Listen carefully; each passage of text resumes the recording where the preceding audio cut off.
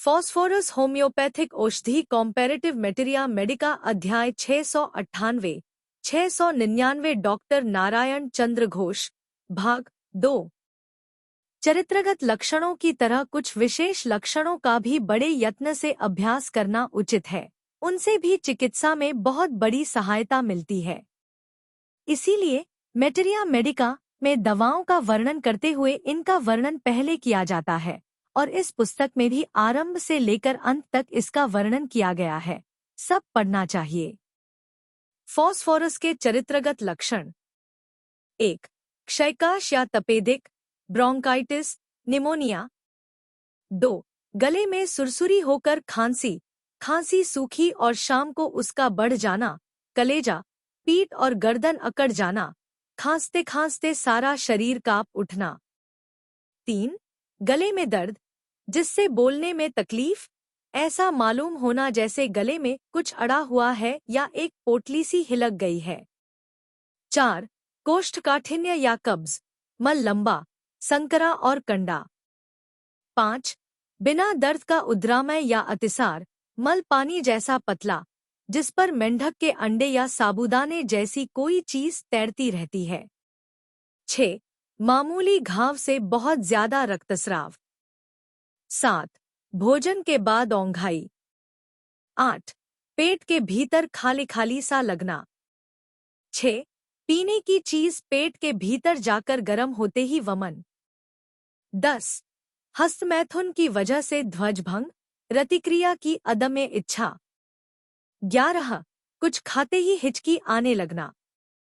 Phosphorus का विष की मात्रा में सेवन करने से पाकस्थली का प्रदाह, गैस्ट्राइटिस, छोटी और बड़ी आंतों का प्रदाह, एंट्रोकोलाइटिस, रक्तामाशय, ब्लड डिसेंट्री, रक्तस्राव, हेमरेज, मूत्र ग्रंथि का नया प्रदाह, इन्फ्लेमेशन ऑफ किडनीज, यकृत का प्रदाह, हेपेटाइटिस, फेफड़े का प्रायः सब तरह का प्रदाह और प्लूरोनिमोनिया, निमोनिया, मेरु मज्जा का प्रदाह, मायलिटिस और उसकी वजह से उत्पन्न पक्षाघात।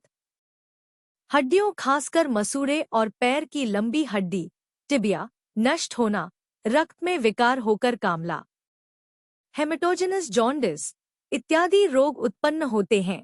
लिहाजा लक्षण मिलने पर सदृश विधान के अनुसार फॉस्फोरस उक्त सभी बीमारियों की महौषधि है।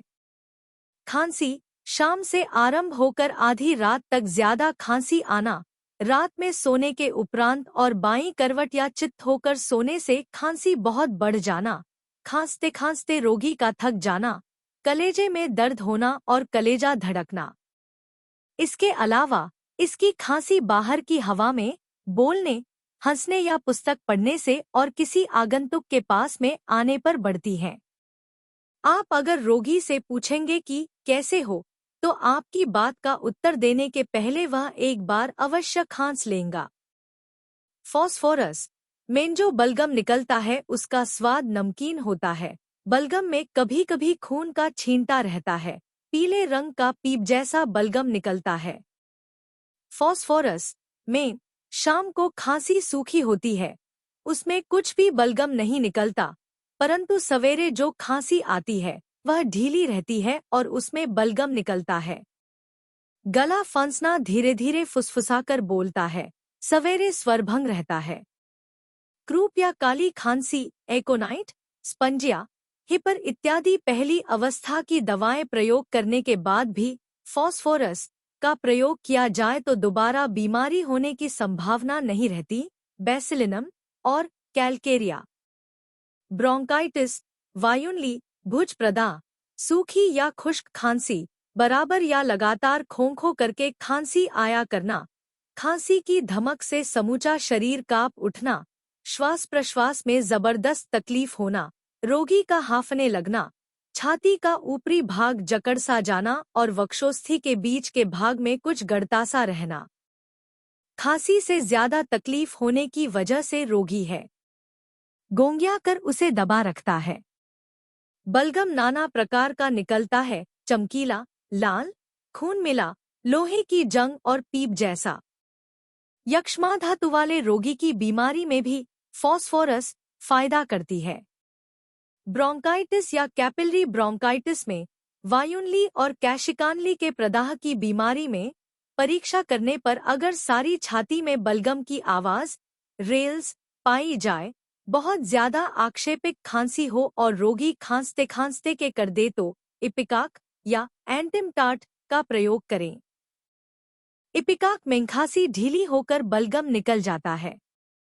एंटिमटाट में जबकि बच्चा खांसता रहता है, बलगम छाती में भरा रहता है किंतु निकल नहीं सकता, गला घड़-घड़ करता है, खांसी दफों में कम होती है, रोगी गुमसुम पड़ा रहता है। उस अवस्था में जब तक खांसी न बढ़ जाए तब तक एंटिमटाट निम्न शक्ति का बार बार प्रयोग करना चाहिए। ब्रोंकाइटिस के बाद जब फेफड़े का प्रदाह क्रमशः विस्तृत होकर निमोनिया हो जाता है, खांसी बहुत जोर जोर से आया करती है, वक्षस्थल के दर्द से रोगी अधीर हो उठता है, आच्छन्न भाव के बदले छटपटी पैदा हो जाती है, शरीर में दाह होता है। उस अवस्था में इपिकाक और एंटिम आदि दवाओं से कोई फायदा नहीं होता, अक्सर फॉस्फोरस की ही जरूरत पड़ती है। दाहिनी ओर के फेफड़े के निचले आधे भाग पर बीमारी का दौरा हो तो फॉस्फोरस से बहुत जल्द फायदा होता है। फॉस्फोरस का रोगी बाईं करवट सो नहीं सकता। बाईं ओर के फेफड़े पर रोग का आक्रमण होने पर सल्फर फायदा करती है। सल्फर में गात्रदाह, खासकर हाथ पैर आदि में जलन बहुत ज्यादा रहती है और रोगी हर वक्त ठंडक चाहा करता है। कठिन रोगों में मैं अक्सर एंटिम 2X का प्रयोग करता हूँ। Subscribe please.